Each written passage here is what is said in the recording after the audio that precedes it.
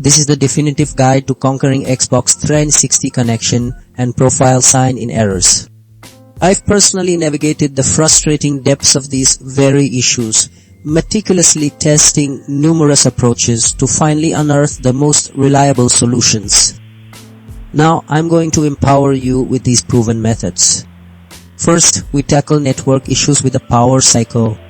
This fundamental step clears out any temporary network data and forces your Xbox 360 and router to re-establish a fresh connection, often resolving IP conflicts or stale network configurations that prevent proper communication.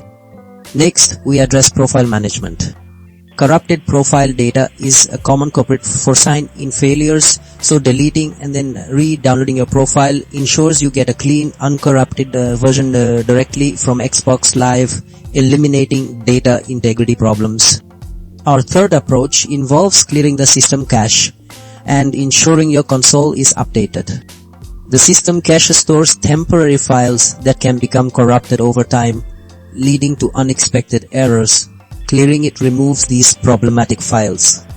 Furthermore, outdated console firmware might contain bugs or lack critical network protocol support, making updates essential for stability. Finally, we explore manual DNS configuration.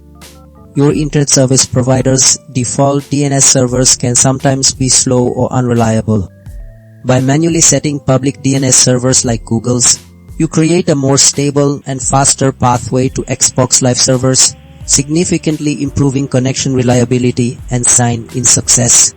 These methods systematically target the root causes of your Xbox 360 connectivity and profile woes, ensuring a smoother gaming experience.